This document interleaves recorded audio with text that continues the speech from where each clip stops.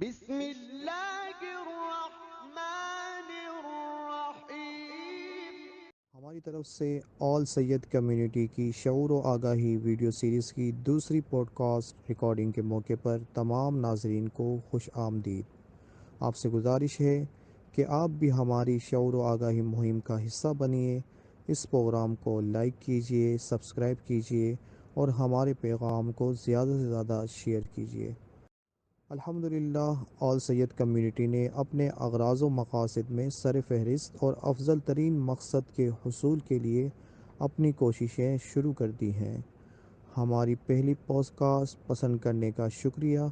ہماری خوش قسمتی ہے کہ آج ایک بار پھر آل سید کمیونٹی کی سپریم کونسل ممبر محترم جناب سید علی اصغر قادری صاحب ہمارے ساتھ موجود ہیں۔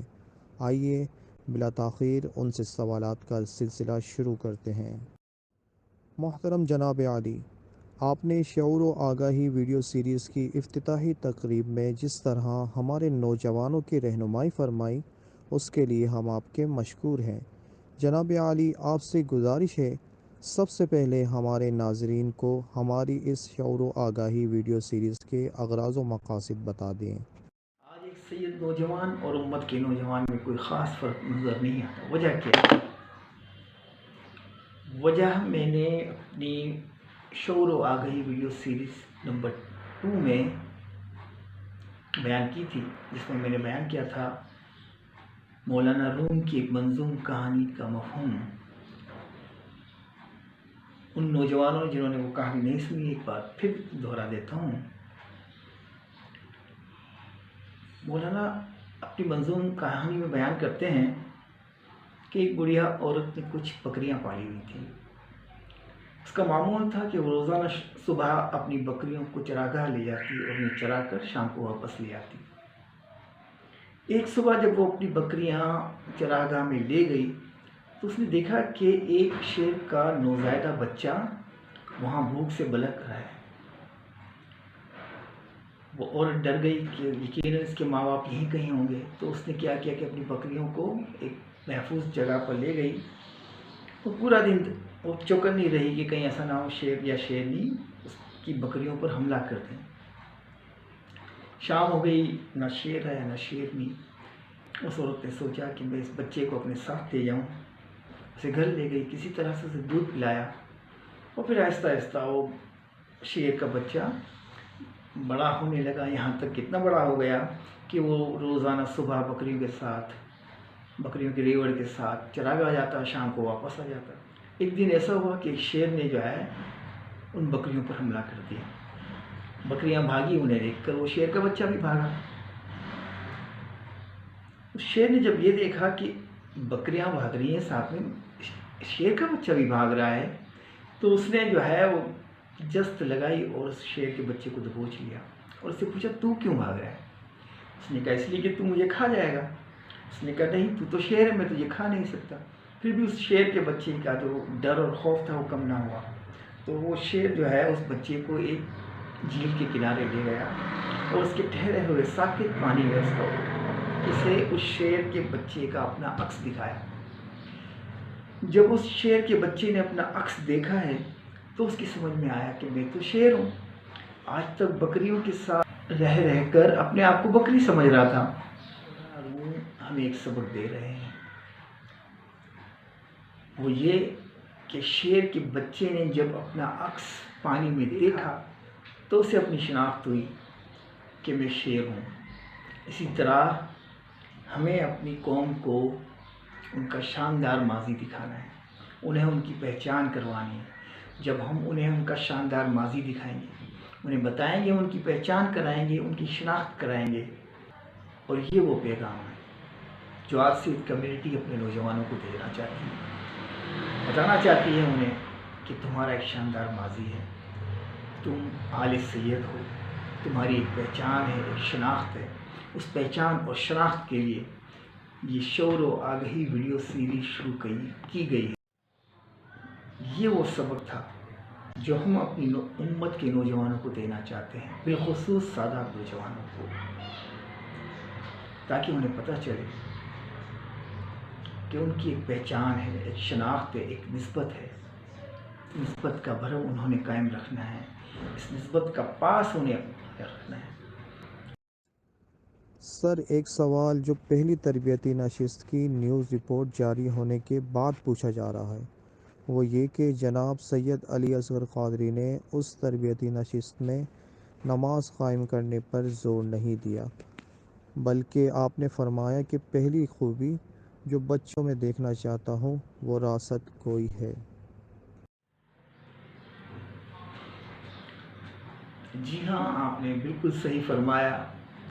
میں نے یہی کہا تھا کہ میں سب سے پہلی خوبی جو ہمارے نوجوانوں میں دیکھنا چاہتا ہوں، بالخصوص سادات نوجوانوں میں، وہ سچ بولنا ہے. میں نے ذکر کیا تھا کہ آپ کتنے خشوع و خضوع سے نماز پڑھتے ہیں وہ کوئی دیکھنے نہیں آتا، لیکن جب آپ سوسائٹی میں موو کرتے ہیں، لوگوں سے میل ملاپ کرتے ہیں، کاروباری معاملات طے کرتے ہیں، نجی و کاروباری معاملات طے کرتے ہیں، اس وقت لوگ آپ کا قول و قرار دیکھتے ہیں، آپ کی سچائی اور ایمانداری دیکھتے ہیں، اور پھر آپ کی شخصیت اور آپ کے کردار کا تعین کرتے ہیں. اور یہ شخصیت اور کردار بنانے کے لیے میں چاہتا ہوں کہ ہمارے نوجوان راست کو ہوں، ان میں سچائی اور ایمانداری کود کود کر بھری ہوئی ہو. محترم، دینی تعلیمات کے مطابق تو میزان پر سب سے پہلا سوال نماز کا ہوگا. اگر اس میں فیل ہو گئے تو باقی سب میں بھی فیل. کوئی دو رائے نہیں کہ ایمان اور کفر میں حد فاصل نماز ہے. حدیث شریف کا مفہوم ہے کہ بندہ مومن اور کافر میں فرق نماز کا ہے. میرے پیغام کا مقصد یہ تھا کہ نوجوانوں کو کامیابی کی کنجی عطا کر دوں جو سچ اور ایمانداری ہے. میں نے حوالہ دیا تھا کہ کامیابی کے موضوع پر میں نے کئی کتابیں پڑھی ہیں، بہت سی مختلف ٹریننگز پروگرامز اٹینڈ کیے ہیں، بہت سی پریزنٹیشنز بنائی ہیں اور دی بھی ہیں، اور بہت سی پریزنٹیشن میں نے اٹینڈ بھی کی ہیں، مختلف کنسلٹینٹس کی، مختلف موٹیویشنل اسپیکرز کی، اور اس کے علاوہ اللہ والوں کی صحبت سے بھی. مجھے کامیابی کا سب سے اہم گر جو مجھے سکھایا گیا ہے وہ ہے راست بازی، یعنی سچ اور ایمانداری. اور اسی لیے میں نے نوجوان سے کہا تھا کہ اس ایک خوبی کو اپنا لیں، اس کے بعد بھی اگر وہ زندگی میں ناکام ہوں تو میرا گریبان پکڑ لیں. اور اتنا بڑا دعویٰ میں نے اس حدیث شریف کی روشنی میں کیا تھا. اس کا مفہوم ہے کہ رسول اللہ صلی اللہ علیہ وآلہ وسلم نے فرمایا، سچ اور ایمانداری کو اپنا لو، تمہاری زندگی بھی کامیاب ہے اور آخرت بھی کامیاب ہوگی. اس کے برعکس رسول کریم صلی اللہ علیہ وآلہ وسلم نے فرمایا، مفہوم ہے کہ جھوٹ بولنے والا اور دھوکہ دینے والا آخرت میں تو اس کا عذاب بھگتے گا، لیکن اسے اس وقت تک موت نہیں آئے گی جب تک اس دنیا میں بھی اس کا عذاب نہ بھگت لے. استغفر اللہ. کوئی شخص ایک وقت میں جھوٹ بول کر 4 پیسوں کا فائدہ تو حاصل کر لے گا، لیکن حقیقت یہ ہے کہ پھر نقصان، ذلت اور رسوائی اس کا مقدر ہے. اس کے برعکس سچ اور ایمانداری زندگی کی کامیابی کی ضمانت ہے، کیونکہ نبی کریم صلی اللہ علیہ وآلہ وسلم کی ہر بات پتھر پر لکیر ہے. سورج مغرب سے نکل سکتا ہے، لیکن آپ صلی اللہ علیہ وآلہ وسلم کی زبان اقدس سے کہی ہوئی ہر بات کبھی غلط نہیں ہو سکتی. اور اسی لیے میں نے سید اکیڈمی کے نوجوانوں، بالخصوص سادات گھرانوں کے طلباء کو ترغیب دی تھی، بلکہ ان سے وعدہ لیا تھا کہ آج کے بعد وہ اپنی ایک الگ شناخت بنائیں گے جو راست گو کی ہوگی، تاکہ لوگ ان کے رویے، ان کے معاملات کو دیکھتے ہوئے گواہی دیں کہ یہ شخص سچا اور ایماندار ہے، یقیناً کسی اعلیٰ گھرانے سے تعلق رکھتا ہے. بس یہی اسپرٹ قائم کرنا میرے اس پیغام کا مقصد تھا. محترم، ہم دیکھتے ہیں کہ معاشرے میں نوجوان آپس میں مذاق مستی کر رہے ہوتے ہیں اور کسی کا مذاق بنانے کے لیے جھوٹ بھی بولتے ہیں. انہیں آپ کیا پیغام دینا چاہیں گے؟ حدیث شریف میں ملتا ہے کہ ایک عورت اپنے چھوٹے بچے کو اپنے پاس بلا رہی تھی اور وہ بچہ نہیں آ رہا تھا، تو اس نے کہا میں تمہیں ایک چیز دوں۔ نبی کریم صلی اللہ علیہ وآلہ وسلم یہ سارا ماجرا دیکھ رہے تھے۔ آپ نے اس عورت سے دریافت کیا کہ تم اسے کیا دیتی؟ تو اس نے جواب دیا کہ میں اسے چھوارے دیتی۔ تو آپ صلی اللہ علیہ وآلہ وسلم نے فرمایا پھر ٹھیک ہے، اگر تم ایسا نہ کرتی تو یہ بھی جھوٹ بولنے میں شمار ہوتا۔ ایک اور حدیث شریف کا مفہوم ہے کہ نبی کریم صلی اللہ علیہ وآلہ وسلم نے فرمایا میں اس شخص کو جنت کے وسط میں محل دلانے کا ضامن ہوں جو جھوٹ بولنا ترک کر دے، حتیٰ کہ مذاق میں بھی نہیں۔ جھوٹ بولنے کی نحوست کو مزید اجاگر کرنے کے لیے ایک بات عرض کرتا چلوں۔ عرش اعظم پر ایک جملہ لکھا ہے، میری رحمت میرے غصے پر غالب ہے۔ قرآن مجید میں اللہ تعالیٰ اعلان کرتا ہے کہ میری رحمت نے ہر شے کو ڈھانپا ہوا ہے۔ تسمیہ ہو یا ابتدائے قرآن، اپنے ہزاروں صفاتی نام میں سے جو نام اللہ تعالیٰ نے اپنے لیے چنے وہ رحمان و رحیم ہے۔ اس کی رحمت ہر سو، ہر خاص و عام، مسلم و غیر مسلم سب پر چھما چھم برس رہی ہے۔ لیکن اگر کوئی محروم ہے تو وہ ہے جھوٹ بولنے والا، کیونکہ اللہ تعالیٰ نے قرآن میں پیغام دیا کہ لعنت اللہ علی الکاذبین، ہر وہ شخص لعنتی ہے جو جھوٹ بولتا ہے اور اللہ تعالیٰ رحمان و رحیم کی رحمت سے محروم ہو جاتا ہے۔ اب جب ہم جان چکے کہ سچ بولنے پر دنیا اور آخرت کی کامیابی کی ضمانت ہے اور جھوٹ بولنے والا اس دنیا میں بھی عذاب جھیلے گا اور آخرت میں بھی، تو پھر ہم کیوں نہ سچ کو اپنائیں اور جھوٹ سے نفرت کریں اور اپنا ایک کردار بنا کر دنیا کو پیش کریں کہ وہ بھی گواہی دیں کہ ہاں یہ آل سید ہے، اس کے منہ سے ہم نے کبھی کوئی جھوٹ بات نہیں سنی، یہ جب بھی بولتا ہے سچ بولتا ہے، یہ راست گو ہے۔ اللہ کی پناہ، ہم تو دیکھتے ہیں کہ معاشرے کے سارے معاملات زندگی میں جھوٹ رچ بس گیا ہے۔ کیا اس کا کوئی اثر ہمارے ایمان پر بھی پڑتا ہے؟ رسول اللہ صلی اللہ علیہ وآلہ وسلم صحابہ کرام رضوان اللہ اجمعین کے درمیان جلوہ افروز ہیں۔ صحابہ کرام رضوان اللہ اجمعین سوالات کر رہے ہیں۔ ایک صحابی نے پوچھا یا رسول اللہ صلی اللہ علیہ وآلہ وسلم، کوئی مومن بخیل ہو سکتا ہے، کنجوس؟ نبی کریم صلی اللہ علیہ وآلہ وسلم نے فرمایا ہاں ہو سکتا ہے۔ ایک اور صحابی نے پوچھا یا رسول اللہ مومن بزدل ہو سکتا ہے؟ آپ نے فرمایا جی ہاں مومن بزدل ہو سکتا ہے۔ تو ایک صحابی نے پوچھا یا رسول اللہ صلی اللہ علیہ وآلہ وسلم کیا مومن جھوٹا ہو سکتا ہے؟ آپ صلی اللہ علیہ وسلم نے جواب دیا کہ نہیں، ایک مومن ہرگز جھوٹ نہیں بول سکتا۔ اب اس حدیث شریف کے علم کے بعد بھی اگر کوئی شخص جھوٹ بولنا ترک نہیں کرتا تو وہ دیکھ لے کہ نبی کریم صلی اللہ علیہ وسلم نے فرمایا ہے کہ ایک مومن ہرگز جھوٹا نہیں ہو سکتا۔ محترم، معاشرے میں پھیلی ناانصافی، رشوت ستانی، جوا، شراب نوشی، عیب جوئی اور ایسے گناہوں کی طویل فہرست ہے جو سر عام ہو رہی ہے، لیکن آپ نے سچ بولنے ہی کو کیوں فوکس کیا ہوا ہے؟ ایک حدیث شریف کا مفہوم ہے کہ رسول کریم صلی اللہ علیہ وآلہ وسلم کی خدمت میں ایک شخص حاضر ہوا اور کہنے لگا یا رسول اللہ صلی اللہ علیہ وسلم، بے نمازی ہوں، بہت گناہ گار ہوں اور میں ان گناہوں کو چھوڑ نہیں سکتا، خدا را آپ مجھے کوئی ایک گناہ بتا دیں جو میں چھوڑ دوں اور میری نجات ہو جائے۔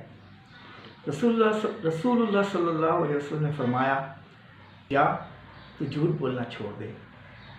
کچھ عرصے بعد اسی شخص سے ملاقات ہوئی، پوچھا کیا حال ہے؟ کہنے لگا یا رسول اللہ صلی اللہ علیہ وسلم، جھوٹ ترک کرنے کی بدولت میرے تمام گناہ چھوٹ گئے ہیں۔ تو جھوٹ بولنا اپنے ساتھ نحوستیں لے کر آتا ہے۔ بزرگان دین کہتے ہیں کہ اگر تمام برائیوں کو ایک کمرے میں بند کر دیا جائے تو اس کی جو کنجی ہے وہ جھوٹ ہے۔ کہتے ہیں کہ جھوٹ کا دوسرے گناہوں سے ایک رابطہ ہے، ایک جھوٹ کو چھپانے کے لیے پھر دوسرا جھوٹ کا سہارا لینا پڑتا ہے، لیکن ایک بار اگر کوئی شخص سچ بولنے کا تہیہ کر لے تو انشاءاللہ دوسرے گناہوں سے بھی نجات مل جاتی ہے۔ محترم، آخر میں آپ سے گزارش ہے کہ سید نوجوان بچے اور بچیوں کے لیے ایک پیغام دے دیں۔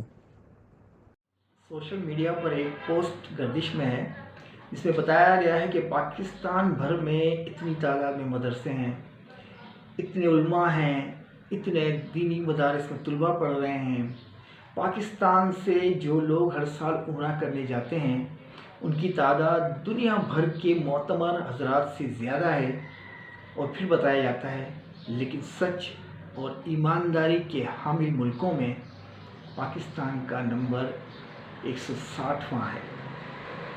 ساتھ ہی یہ بتایا جاتا ہے کہ ایک ملک جاپان جس کی اکثریت عوام ملحد ہے، یعنی اللہ کی ذات ہونے کو ہی نہیں مانتی، وہ اس فہرست میں ٹاپ پر ہے، سچ اور ایمانداری۔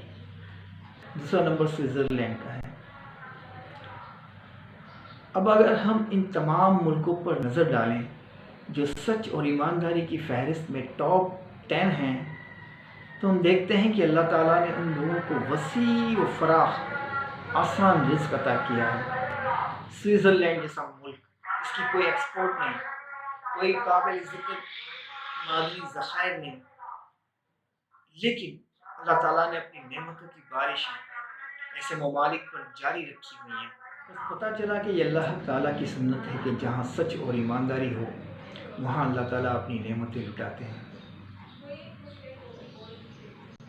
اور اسی لیے رسول اللہ صلی اللہ علیہ وسلم نے فرمایا کہ اگر تم چاہتے ہو کہ تمہاری دنیا اور آخرت دونوں کامیاب ہو جائیں تو سچ اور ایمانداری کو اپنا لو۔ اب اگر ہم صحیح معنوں میں اپنی کمیونٹی کی فلاح و بقا چاہتے ہیں تو ضروری ہے کہ ان کی رہنمائی کریں کہ وہ کیا عوامل ہیں جنہیں اپنا کر ہم رب کی نعمتوں کے مزے لوٹ سکتے ہیں۔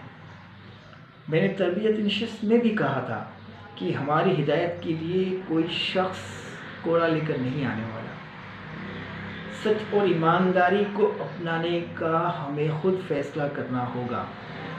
مجھے خوشی ہے کہ پروگرام کے تمام شرکاء نے وعدہ کیا کہ آئندہ وہ اپنی زندگی میں سچ اور ایمانداری اپنائیں گے اور جھوٹ سے مکمل پرہیز کریں گے۔